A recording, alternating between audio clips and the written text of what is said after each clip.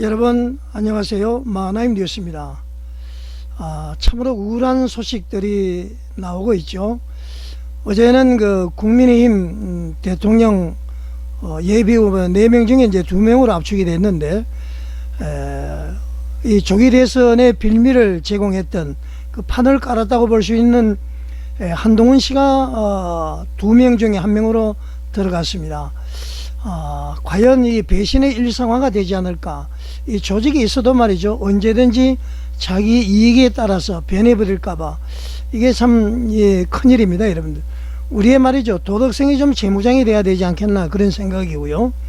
지금 제가 전해드리는 소식은 윤석열 전 대통령 사저가 그 악으로 비슷하죠. 여기에 오늘 검찰이 전격 압수수색에 들어갔다는 소식입니다. 아주 충격적인 뉴스인데요. 신문 기사 한번 보시겠습니다. 국민일보인데요. 검찰 건진법사 의혹 윤 사저 압수수색 청탁금지법 위반 사건, 이렇게 제목으로 뽑아서 기사가 지금 소개가 되고 있습니다. 이게 아크로비스타 여기에 이제 윤 대통령이 지금 거주를 하고 있죠. 오늘이죠. 건진법사 전성배 씨라고 그러죠. 윤석열 전 대통령 부부 사이의 의혹을 수사 중인 검찰이 30일 윤 전 대통령의 사저에 대한 압수수색에 나섰다, 이제 이런 기사가 소개되고 있습니다. 자, 여러분, 검찰이 상당히 발빠르게 움직이고 있죠. 그 윤석열 전 대통령께서 말이죠, 한남동 공간에 있을 때에 공수처에서 이렇게 이제 체포영장을 발부받았죠. 그 과정에서 불법이 상당히 많았습니다. 그리고 저 내란 혐의로 시민단체 그리고 서울시 의원이 검찰에다가 고발을 한 사건이 많습니다. 이 고발 사건에 대해서는 말이죠, 전혀 수사를 하지 않으면서 윤 전 대통령에 대한 수사는 전격적으로 이루어지는 것을 봤을 때에 진짜 그야말로 말이죠, 대국본 정광훈 국민혁명의장께서 주장하시는 대로 이 검찰 경찰 할 것 없이 전부 좌파들에 의해서 잠식이 되었나, 그게 사실 현실로 돌아오는 것 같습니다. 검찰은 말이죠, 법 집행을 공명정대하게 해야 됩니다.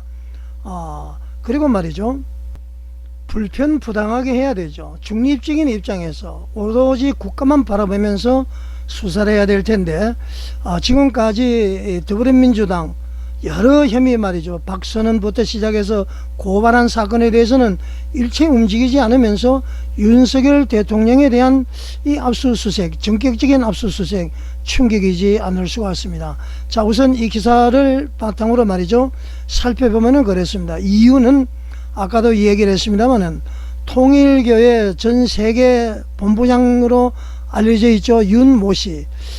이 사람이 말이죠, 건진법사를 통해서 김건희 여사에게 고가의 명품 가방 그리고 목걸이를 전달해냈다는 의혹 때문에 지금 수사를 하고 있다, 그런 얘기입니다. 이것이 뭐 사실이라면 말이죠, 이는 뭐 단순한 선물 수수를 넘어서 정치권과 특정 종교 세력 간의 부적절한 유착 의혹으로 비화될 수 있는 중대한 사건으로 볼 수 있습니다.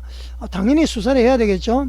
이 대통령 부부가 말이죠, 수사 선상에 오르는 일, 대통령 부부가 말이죠, 수사 선상에 오르는 일 그 자체가 국민의 자존심에 큰 상처로 볼 수가 있습니다. 무엇보다도 공정과 정의를 외쳤던 윤석열 전 대통령 부부가 말이죠, 만일 이런 부적절한 선물을 받고도 묵인을 했다면은 그 책임은 결코 가볍지 않다, 그렇게 볼 수가 있지 않겠어요?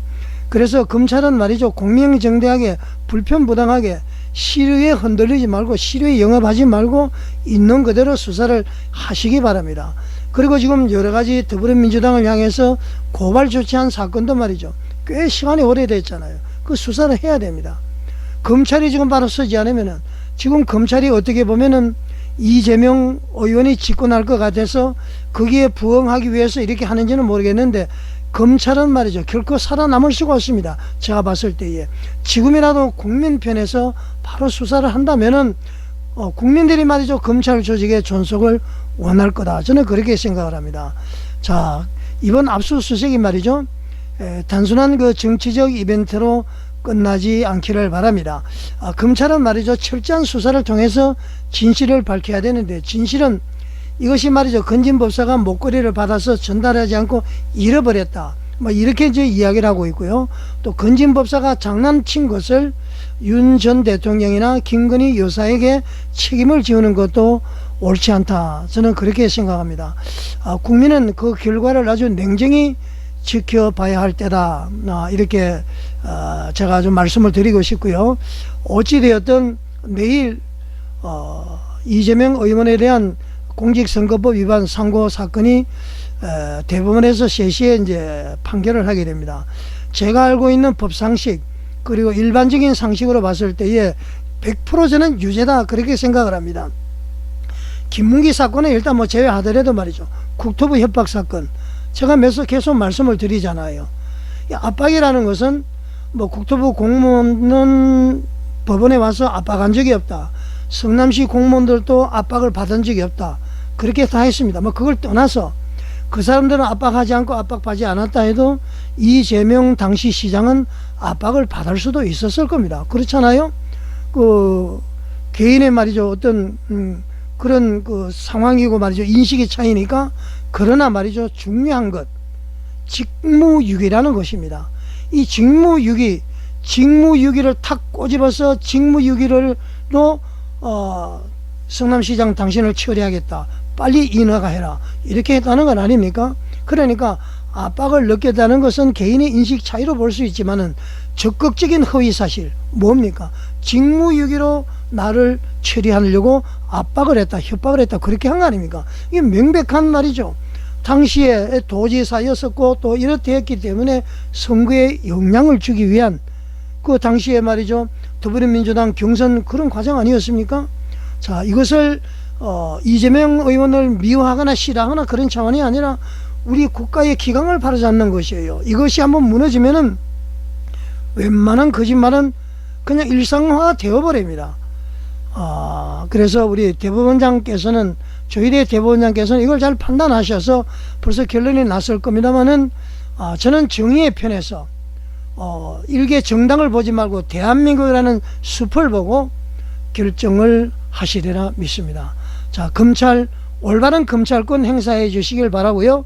그냥 탄핵당한, 파면당한 대통령이라고 해서 막 이렇게 하지 마시고요, 정확하게, 그리고 형평의 원칙에 맞는 그런 수사를 해주기를 바랍니다. 여러분 어떻게 생각합니까? 시청해 주셔서 감사드립니다.